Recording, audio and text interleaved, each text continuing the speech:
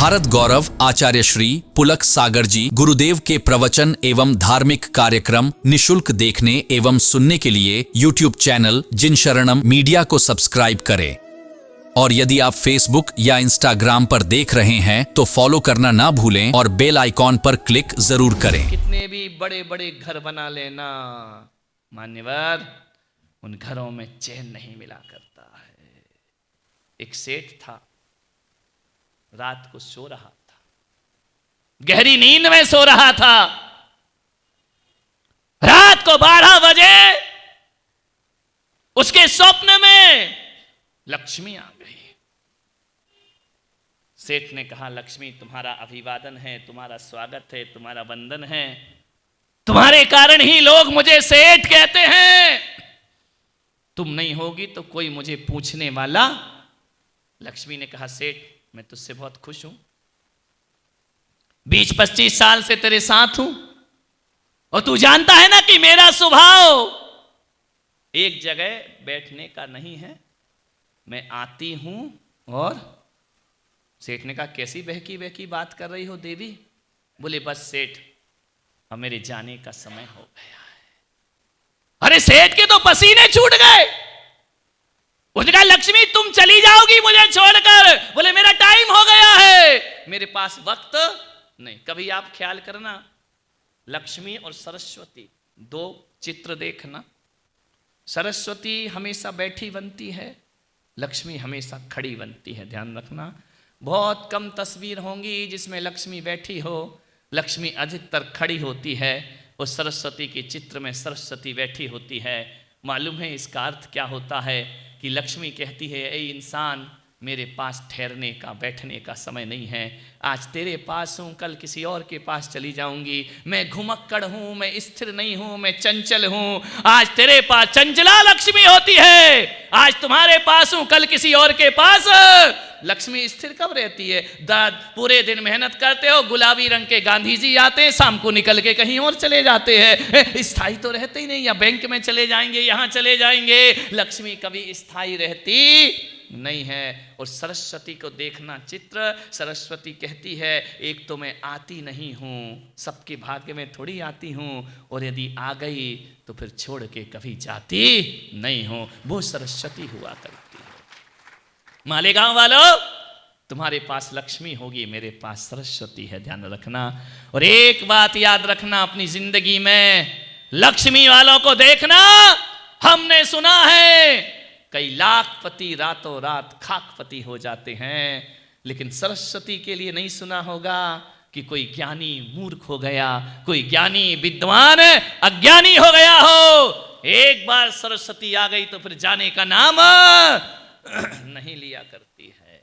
मान्यवर, लक्ष्मी ने कहा कि सेठ मेरा समय हो गया, मुझे जाना है। सेठ ने कहा, लक्ष्मी देख ऐसा मत कर, तू मुझे छोड़ के मत जा, वरना जो कल तक जय जिनेंद्र कर रहे थे ना, वो मुझे पलट के भी नहीं देखेंगे। लोग राम राम भी नहीं करेंगे, दुआ सलाम नहीं करेंगे। आज जितनी भी मेरी इज्जत है मेरी वजह से नहीं लक्ष्मी, ये सारी इज्जत किसकी वजह से है? तेरी वजह से। तू चली गई तो आगे के सोफे में नहीं बिठाएंगे मुझे, पीछे बैठना पड़ेगा जा करके। जो आज अपने हैं वो पराए हो जाएंगे। लक्ष्मी तू मुझे मत छोड़। लक्ष्मी ने कहा, सेठ 25 साल से तेरे साथ हूं, अब नहीं, अब मैं जा रही हूं। कहां जा रही है? पड़ोसी के घर में। दाद तेरा सत्यानाश, जा भी रही है तो पड़ोस में ही जा रही है। अरे औरंगाबाद चली जा, लासूर चली जा, बेजापुर चली जा, यहीं जाएगी, बाजू में छाती पर दाल डलेगी। पड़ोसी तो मेरा सबसे बड़ा दुख है। बोले, क्या करे, अब उसके यहां मेरा मन आ गया, वहां जाकर रहूंगी। तेरे हाथ जोड़ता हूं लक्ष्मी, प्लीज प्लीज मुझे छोड़ के मत जा। लक्ष्मी ने कहा, सेठ सब कुछ कह ले, लेकिन मैं तुझे छोड़कर जाऊंगी। सेठ ने कहा, थोड़ा तो रहम कर, एक बात मान। लक्ष्मी बोले, क्या? बोले, मेरे एक आध मकान कम करना है तो कर ले, लेकिन तू छोड़ के मत जा। लक्ष्मी ने कहा, मकान अकान से क्या होता है? बोले, चल लक्ष्मी एक आध रिश्तेदार कम कर ले, वो भी चलेगा, वो भी उठा ले तो भी मैं आनंद से एक आध औलाद कम कर ले। वाह रे बाप बड़ा ना भैया सबसे बड़ा। सेठों के तो यही हाल रहते हैं, ध्यान रखना। नहीं, मालेगांव की सेठों की बात नहीं कर रहा हूं, औरंगाबाद वालों की कर रहा हूं। तुम्हारी तो नासिक में जाके करूंगा, अभी मुझे रहना है यहाँ, ध्यान रखना। शांति से रहना तो शांति से रहो, नासिक में आना फिर बताएंगे तुम्हारी कहानी। मानने वाले ध्यान रखना। सेठ ने कहा, लक्ष्मी ने कहा कि मैं तो जाऊंगी, मैं तुझे छोड़ करके, मेरा समय हो चुका। सेठ ने कहा, लक्ष्मी कुछ तो तरस खा मुझ पे, कल तक लाखपति था, सवेरे खाकपति हो जाऊंगा। लक्ष्मी को थोड़ी दया आई। लक्ष्मी ने कहा कि सेठ मैं रुकूंगी नहीं, ये तो पक्का है, तो कुछ तो इंतजाम कर जा मेरा कि भीख नहीं मांगना पड़े। बोले, मैं तुझे एक वरदान दूंगी, वो वरदान तू मांग ले, उसके अलावा कुछ भी नहीं। और एक बात याद रखना सेठ, वरदान एक ही मिलेगा। अब सेठ भी बाणिया था, है ना, वैश्य था। उसने कहा ठीक है। लक्ष्मी बोले, मांग वरदान। सेठ ने कहा अभी नहीं, कल। एक रात की तो मोहलत दे दे, एक दिन की मोहलत तो दे दे मुझे, आज नहीं। बनिया बिना मीटिंग के कुछ नहीं करता, ध्यान रखना। तुम्हारे यहां महाराज भी आए तो कितनी मीटिंग हुई होगी तुम्हारी। लाना नहीं लाना, चौका कौन लगाएगा, व्यवस्था कौन करेगा, ताम झाम बड़ा है, अपन कर पाएंगे या नहीं कर पाएंगे, फिर 4 समर्थन में 4 विरोध में, सब पता है अपने को क्या क्या होता है। फिर सहमति बनती है, फिर होता है। बिना सलाह के जैन कुछ नहीं करता अपनी जिंदगी में, पहले सलाह लेगा। अच्छा हुआ कि हमको मोक्ष नहीं मिल रहा पंचम काल में, वरना बिना सलाह की तुम हमको मोक्ष भी नहीं जाने देते, ध्यान रखना। नहीं, पहले प्रस्ताव पास होगा, उसके बाद आपको मोक्ष होगा, ध्यान रखना। बनिए बड़े होशियार हुआ करते हैं, ध्यान रखना। बिना सलाह के कुछ नहीं। सलाह होगी, पहले 4 लोगों से पूछेंगे, भाई साहब ये करना है, बात करते हैं, विचार करते हैं, ध्यान रखना। बिना सलाह के कुछ करते नहीं। सेठ ने कहा 1 दिन की मोहलत दे दे। लक्ष्मी ने कहा ठीक है, ले ले 1 दिन की मोहलत, लेकिन एक बात याद रखना सेठ, वरदान एक ही मिलेगा। सेठ ने कहा ठीक है, होशियार था, व्यापारियों को कौन मूर्ख बना सकता है। एक बार एक बनिया चला गया शिव जी के मंदिर में, जाकर के शिव जी के शिवलिंग के जाकर दर्शन कर रहा था। शिव जी प्रकट हो गए, बोले मांग बनिया, क्या वरदान चाहिए तुझे। अरे उसने कहा यार वरदान, बोले हाँ। तो बोले सही में दोगे। बोले अपने जैसा बेईमान समझ रखा है क्या, मैं तुझ पे प्रसन्न हूं। बोले बेईमानी मैं हूं, इसलिए तो कह रहा हूं कि मुझ पे तुम प्रसन्न कैसे हो गए। अरे बोले हो गए तो हो गए, भोलेनाथ है, क्या हुआ, मांग वरदान। 1 वरदान मांगना, 2 नहीं मिलेंगे। उसने कहा ठीक है, मालेगांव का था, बोले 1 ही मांग लेंगे। बोले भोलेनाथ 10 मिनट का समय दोगे। बोले क्या मतलब। बोले थोड़ा मैं घर में पूछ लेता हूं। घर गया, दौड़ा, भोलेनाथ ने कहा जल्दी आना, ज्यादा लेट नहीं करना, मैं बहुत बिजी हूं, अभी और जगह जाना है वरदान देने। जैसे ही घर गया, अंधी माँ बैठी थी दरवाजे पर। अंधी माँ से कहा कि भोलेनाथ प्रकट हुए हैं। बोले चुप रहे, झूठा कहीं का, तुझ पे कोई भगवान प्रसन्न होगा। बेईमान नंबर 1 का धोखेबाज, ब्याज खाने वाला, तुझ पे भगवान प्रसन्न होगा। बोले अब हो गया माँ, देख ज्यादा बात मत कर, टाइम नहीं है, 10 मिनट का है और प्रवचन का भी समय पूरा हो रहा है, इन्हें भी घर जाना है, जल्दी बोल क्या वरदान मांगो। माँ बूढ़ी थी, उसने कहा बेटा एक काम कर, मैंने ये दुनिया जी ली है, 80 साल की मैं हो गई हूँ, मैंने आज तक दुनिया नहीं देखी, जन्म से अंधी हूँ। एक काम कर, भोलेनाथ से कहना मेरी माँ को आंखें दे दे। बनिया ने कहा बात बुढ़िया, आंखें अब 80 साल नहीं देखा, 20 साल देख के क्या कर लेगी तू, तेरे तो जाने का समय है, क्या करेगी, छोड़ना। तो अम्मा ने कहा जब तुझे मेरी बात माननी नहीं तो पूछ काहे को रहा है। अंदर गया, कमरे में पत्नी खाना बना रही थी। पत्नी से पूछा भोलेनाथ प्रकट हुए हैं, वरदान दे रहे। पत्नी कह रही तुझ जैसे पापी पे प्रकट हो ही नहीं सकते हैं। अरे बोले हो गए तो हो गए, ज्यादा बहस नहीं करने का, बता क्या वरदान मांगो। बोले जाओ भोलेनाथ से कहना 15 साल शादी को हो गए, रिजल्ट नहीं आ रहा है। समझ गए क्या। अपने घर में एक कुलदीपक नहीं है, मांग लो। अरे उसने कहा पागल हो गई, तेरा दिमाग खराब है, नहीं हो रहा तो नहीं हो रहा, अनाथ आश्रम से ले आएंगे, तू भी भोलेनाथ को इसमें यूज करेगी क्या। पत्नी ने कहा मुझे मालूम है तू क्या मांगेगा, जा। जैसे ही गया, भोलेनाथ ने कहा क्यों रे, क्या वरदान चाहिए। बोले पूछ आया, बोले पूछ आया। बोले मांग ले वरदान। बोले भोलेनाथ पक्का दोगे? अरे बोले पक्का दूंगा, बेईमान मत समझ अपने जैसा। तो बोले पक्का दोगे? बोले हाँ। तो बोले दो वरदान। बोले क्या चाहिए? बोले एक मांगना। बोले एक ही मांगूंगा, मेरी माँ अपने पोते को सोने की थाली में खाना खाते देखे। कुछ लोगों को घर में जाके समझ में आएगा। मेरी माँ अपने पोते को सोने की थाली में खाना खाते, एक में ही निपटा दिया भगवान को। ध्यान रखना, व्यापारियों से संभल के रहना, ध्यान रखना। इसलिए तो सरकार भी दीवालों पर लिखती है, कभी पढ़ा है, देश के सच्चे नागरिक बनिए। कभी देखा? यही तो लिखा, देश से सच्चे नागरिक ये बनिए। ध्यान रखना, इनको धोखा कोई नहीं दे सकता जिंदगी में। एक सुनार था, एक बाणिया था, दोनों की आमने सामने दुकान थी। बाणिया की परचूने की दुकान, किराने की दुकान, रोज लूटता। सुनार ने कहा तू रोज लूटता है मुझे, पुड़िया में, हल्दी में, मिर्ची में, एक दिन मेरे से पाला पड़ेगा तब पता पड़ेगा। सुनार के कहा मालूम है क्या हुआ? एक दिन बनिया के लड़की की शादी थी, बनिया 7 हीरे लेकर के सुनार के यहाँ गया। सुनार ने कहा अब आया मुठ पहाड़ के नीचे। सुनार से कहा बनिया ने, ले मेरी लड़की की शादी है, ये 7 हीरों का हार बना के दे दे।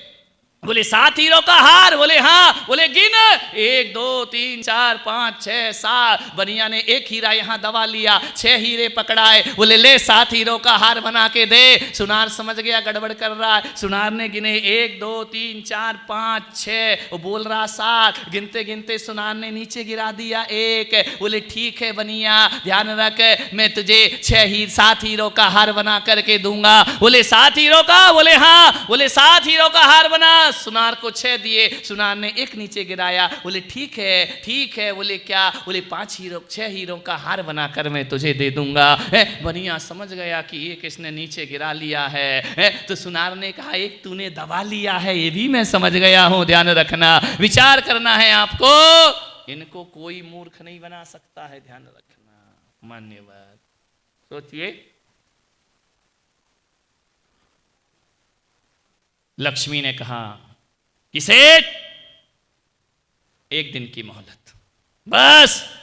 सुबह सेठ उठा, जैसे ही उठा उसकी 4 बहुएं थी, 1 नहीं 2 नहीं 3 नहीं 4 बहुएं। चारों बहू बेटों को बुलाया। बोले बेटा, बहुओं ने कहा पिताजी बड़ा चेहरा उतरा सा दिख रहा है, बड़ी दुखी हो, क्या बात है? अपने पास तो सब कुछ है। बेटा अब कुछ नहीं रहेगा। कुछ नहीं रहेगा? क्या मतलब? बोले अपने बुरे दिन शुरू हो गए। बुरे दिन शुरू हो गए पिताजी? क्या होगा हमारा? बोले रात को 12 बजे लक्ष्मी आई और बोली हम तुमको छोड़ के जा रहे हैं। बहू ने कहा पिताजी ये सब मकान कोठी सब बिक जाएगी अपनी, लक्ष्मी चली गई तो अब क्या करेंगे? बोले बेटा इसीलिए तो इकट्ठा किया है तुमको। एक बात निवेदन कर रहा हूं इस कहानी के माध्यम से, जब तक आपके घर में बड़े बुजुर्ग जिंदा हैं तब तक घर का हर निर्णय बुजुर्गों के हाथ में होना चाहिए। ध्यान रखना, हर आदेश उनका चलना चाहिए। एक घर में 4 आदेश चलेंगे वो घर बिखर जाएगा। ध्यान रखना, एक संघ में यदि हर मुनि आदेश देगा तो संघ टूट जाएगा, और एक घर में यदि 4 लोग हैं तो जो बुजुर्ग बड़े होते हैं उनका ही आदेश होना चाहिए, वो घर कभी नहीं टूटा करता है। बेटा अपना आदेश करे, बाप अपना आदेश करे, छोटा बेटा अपना आदेश करे, समझ लेना उस घर को टूटने में ज्यादा वक्त नहीं। जब तक बड़े बुजुर्ग हों घर के हर फैसले उनके हाथ में होना चाहिए, आपका घर कभी नहीं बिखरेगा। और बुजुर्गों से भी मेरा निवेदन है, यदि आपके बच्चे आपको इतना अधिकार देते हैं कि घर के सारे फैसले आप करेंगे, तो कोई भी फैसला करने से पहले बुजुर्ग का फर्ज बनता है 4 बच्चों से सलाह जरूर कर लेना चाहिए। तानाशाही से फैसला नहीं करना, वरना घर को बिखरने में ज्यादा वक्त। 4 बच्चों से सलाह लो, बहू से सलाह लो, बेटे से सलाह लो, करो मन की, लेकिन सलाह उनकी भी लिया करो ताकि घर के लोग को ये एहसास हो कि हम भी इस घर में सदस्य हैं। गलतियां दोनों तरफ से है। बड़ों को भी बच्चों की सलाह जरूर, जब बच्चा कंधे तक आ जाए ना तो उसे आर्डर मत करो, सलाह लेना सीखिए, ध्यान रखिए। मान बात छोटी सी है, बात बहुत बड़ी है। सेठ ने कहा कि बहुओं मेरी बेटियों, अब अपने बुरे दिन शुरू हो गए हैं, लेकिन लक्ष्मी ने एक मोहलत दी है कि मैं जाते जाते एक वरदान तुझे दूंगी। बड़ी बहू ने कहा क्या वरदान देगी? बोले वही तो तुझसे पूछना है बेटा, तू घर की बड़ी है, बता क्या वरदान मांगू। बड़ी ने कहा पिताजी लक्ष्मी को बोलो कि वो जाएगी तो पक्का? बोले हाँ। बोले अमेरिका का सारा सोना हमारे घर में भर दे, और तुझे जाना है तो?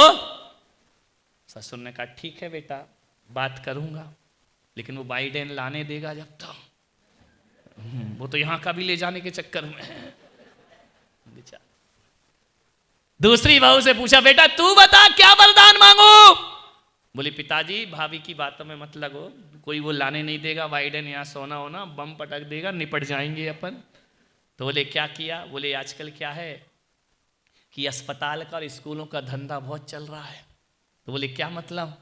बोले मालेगांव में जितने भी अस्पताल स्कूल है वो हमारे नाम कर दो और तुम यहां से चली जाओ। उसने कहा ठीक है।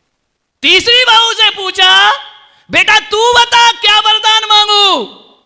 उसने कहा स्कूल में स्कूल का कोई लफड़ा नहीं, बेकार की चीजें, आजकल के बच्चे पूना जाके पढ़ रहे, नासिक पढ़ रहे, चांदवाड़ जा रहे हैं, कोई मतलब नहीं है इस मालेगांव में। बोले क्या करूं? बोले जितने भी जमीन दिख रही है ना, अच्छा चल रहा है प्रॉपर्टी का धंधा, बोले ये अपने नाम करा लो, अपन जिंदगी काट लेंगे। अब नंबर आया छोटी बहू का। ध्यान रखना छोटी बहू बड़ी होशियार होती है। अब तुम्हारे यहां नहीं मालूम कितनी बहुएं हैं। ये माँ बाप भी जो होते हैं ना, वो या तो बड़ी के पास रहते हैं या बीच वाली के पास कोई नहीं रहता है। ध्यान रखना।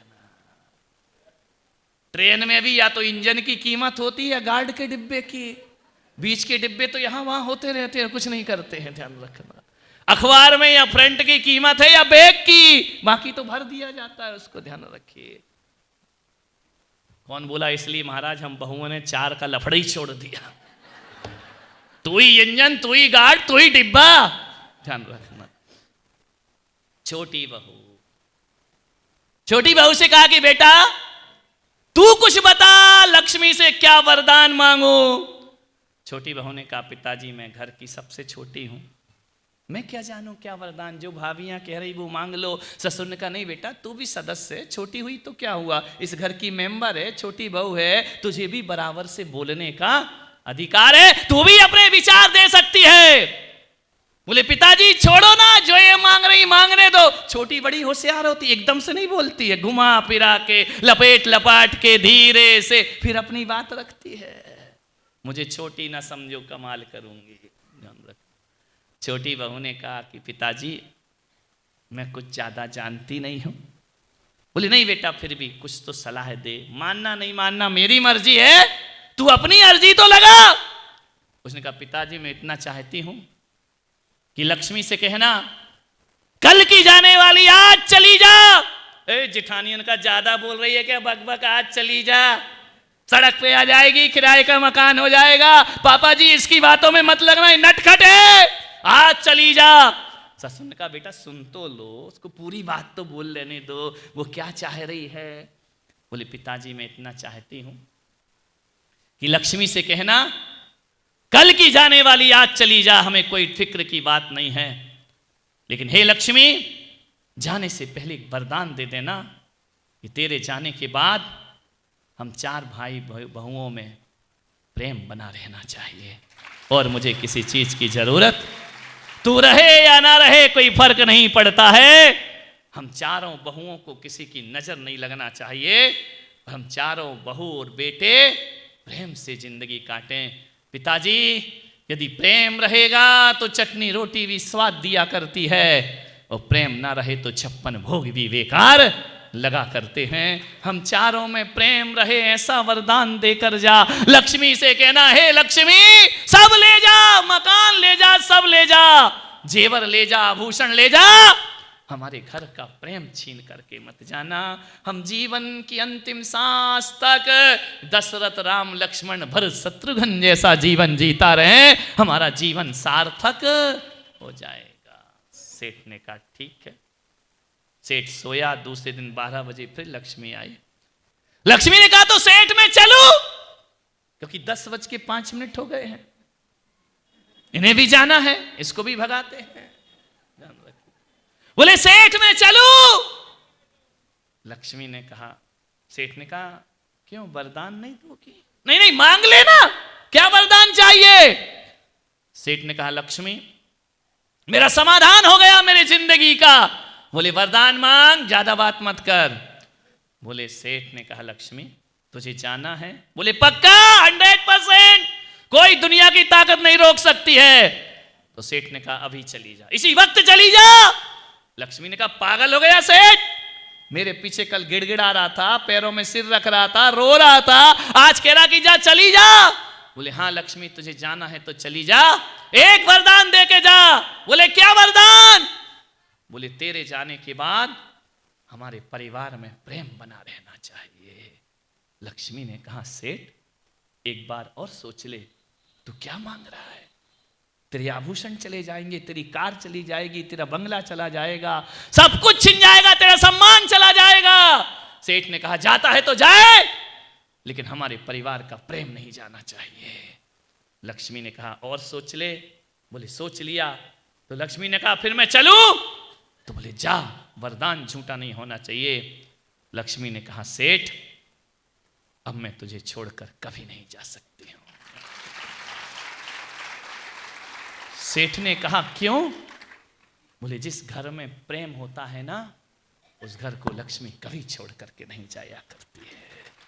जब तुम चारों बहू बेटों में इतना प्रेम है, मैं तुम्हें छोड़कर कहां जा सकती हूं? सेठ तूने आज मेरा स्वभाव बदल दिया है, ध्यान रखना। सेठ ने पूछा लक्ष्मी तुम कहां रहती हो? तो कहा गुरुवो यत्र पूज्यन्ते वाणी यत्र सुसंस्कृता अदंतो कलभो यत्र तत्र शक्रवहाम्यहम्। लक्ष्मी ने कहा जिस घर में गुरुओं की पूजा होती है, जिस घर में गुरु भगवान की तरह पूजे जाते हैं, गुरुओ यत्र पूज्यन्ते, जिस घर में गुरुओं की पूजा होती है, वाणी यत्र सुसंस्कृता, जिसकी वाणी सभ्य होती है जिन घरों में, और जहां पर कलह नहीं होती वहां लक्ष्मी का वास रहा करता है। ध्यान रखिए मालेगांव वालों, सेठ को तो लक्ष्मी वापस मिल गई, तुम्हारा क्या होगा? ध्यान रखिए। आपसे निवेदन है किसी भी कीमत पर घर का प्रेम मत बिखरने दीजिए। ज्ञान गंगा का पहला सूत्र मैं आपको दे रहा हूं, सब छूट जाए तो छूट जाए। घर में 4 लोग रहते हैं, सबके स्वभाव एक से नहीं होते हैं। हर कुएं का पानी मीठा नहीं होता मेरे भाई, किन्हीं कुओं का पानी खारा भी हुआ करता है। मैं आपसे निवेदन करता हूं कुआं मीठा हो जरूरी नहीं, खारे भी हो सकते हैं, लेकिन एक बात याद रखना, उस कुएं के पानी में यदि एक्वागार्ड लगा दिया जाए तो वह पानी भी मीठा हो जाया करता है। खूबियां और खामियां सब में होती हैं, सामंजस्य का एक्वागार्ड लगा करके रखिए। ध्यान रखना कट कर नहीं सट कर जीना प्रारंभ करिए, जिंदगी तुम्हारी धन्यता को प्राप्त